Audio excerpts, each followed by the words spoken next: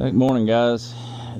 It's a hot day in Tennessee, but before we get started on tedding some hay, I thought we'd show you what we use for our fly treatment. Got to spend an hour or so this morning kind of re-upping everything, getting the oilers filled back up, mineral blocks, all that kind of stuff. So we put out multiple different things. We do fly traps. This Fly Hunter brand seems to be the best that we found. And if you're close to them, they don't stink too bad compared to some of the other ones. We put out these blocks with the Raybon in it, and that helps prevent the flies being able to lay their eggs in the manure of the cows. And we do sulfur salt blocks. And this is just a trace mineral block. I don't think it does anything for flies, but we keep those out. In between our pour overs, we will use the vet gun occasionally and shoot the cows with it. And it does pretty well. And then we'll use the permethrin. We'll use it in this little water gun, which is, the kids enjoy it. It's entertaining. Actually, Twisted Tea's Longhorns were the ones that recommended this, and they put out a bunch of videos on it. So we bought one, and like I said, the kids enjoy it, and it's kind of entertaining. And then we also add this to either diesel or mineral oil and put that in our oilers, and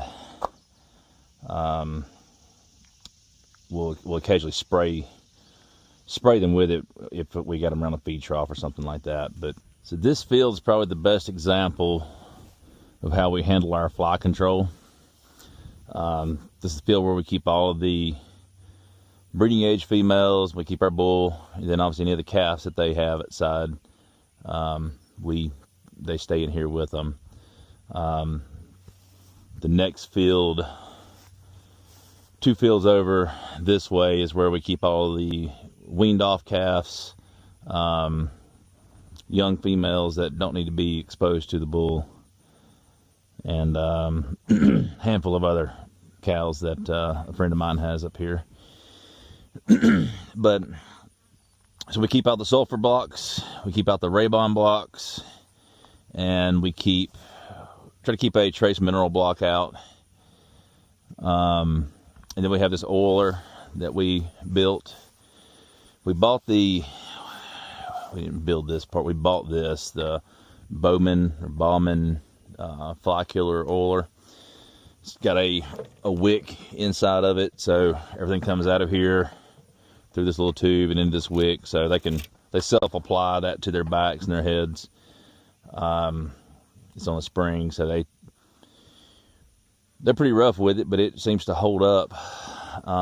This whole area right here, they kind of, once we supply everything, they just take care of it themselves. And we put this little brush on the back, just try to get them to use it as a scratching post instead of a play toy that they try to push over. So this is an old telephone pole, and it's about 4 feet in the ground, and there's right at 2,000 pounds of concrete around it. So it's sturdy. It's going to stay there. And we've got about 60 head of cattle that use this, and they've not managed to push it over or break it or anything. Raybon blocks don't last very long. They seem to, if they get wet, they come apart pretty quick. And I do think that some of the small critters like mice and stuff eat on them a little bit as well.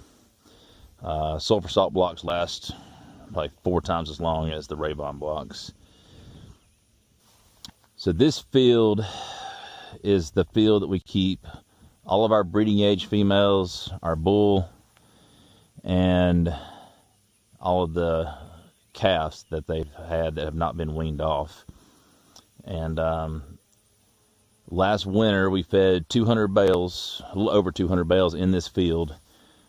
Every single bale was rolled out, and it really spread the manure load around the entire field, which did good for fertilizing, but it also got rid of any of the mud holes, any of the trampled down hay, the rotted hay, and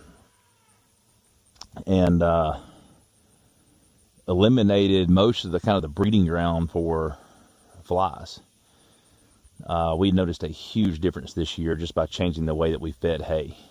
So that would start in November. We would start kind of preparing for the springtime flies and basically just not giving them somewhere to reproduce. At the end of winter, drag the pasture and just break up the manure a little bit. And 2 years ago, the flies were just unbearable here. And this year, it's really not bad at all. Our fly traps are still catching a lot, and we use a whole bunch of other things together. But eliminating the breeding ground for them seems to be one of our biggest wins so far. Let's see if we can find these cows somewhere in this field.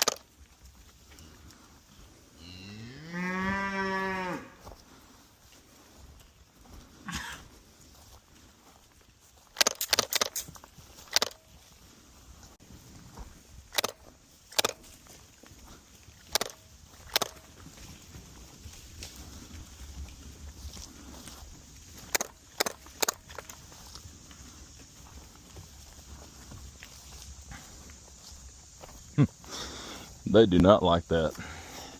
Works better when you have them in the corral and feed trough, something to keep them entertained. They'll tolerate it a little bit better, but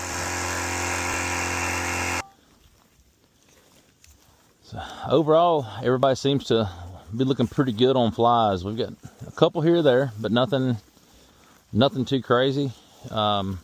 You'll never be able to get rid of all the flies, but just keeping them to a minimum is our goal. Our black cows seem to hold more flies than our brown cows, and our bull definitely holds more than any of the others do. We do put fly tags in pretty much everybody. Everybody's got an orange fly tag in this pasture. And our bull, we actually put 2 fly tags on him. But yeah, overall, doesn't look too bad, and hopefully they'll go use the oilers and get back on the blocks again. I was a little late putting them out.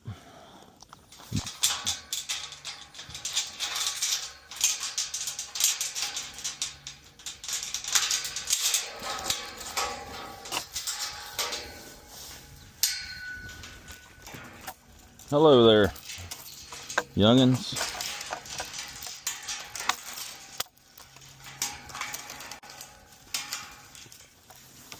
Hello.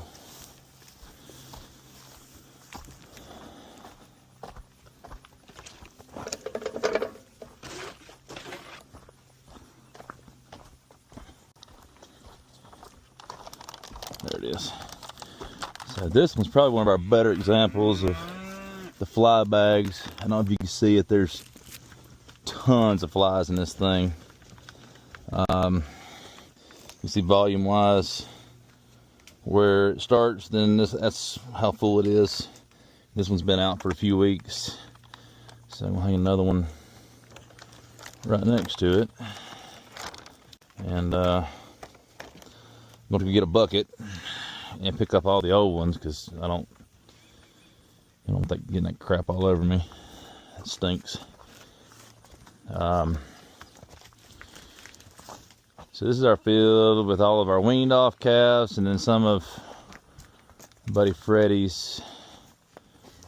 A lot of black cows in here.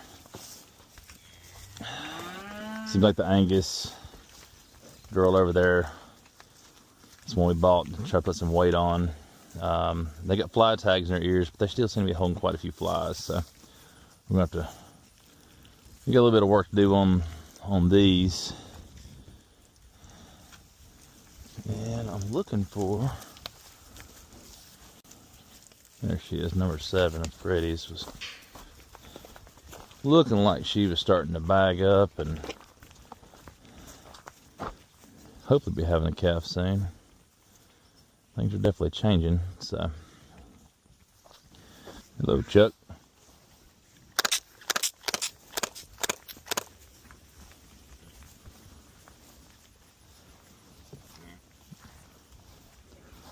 You're okay, big boy.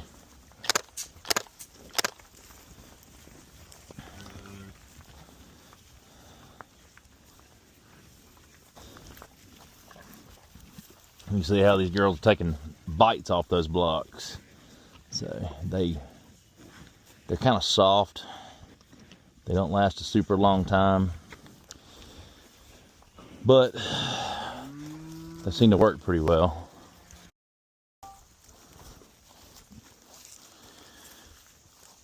Well, we appreciate y'all watching.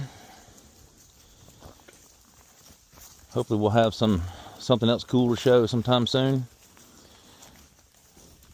And should have a few new babies sometime soon. We're probably a month or so out from kind of our next round of calves. I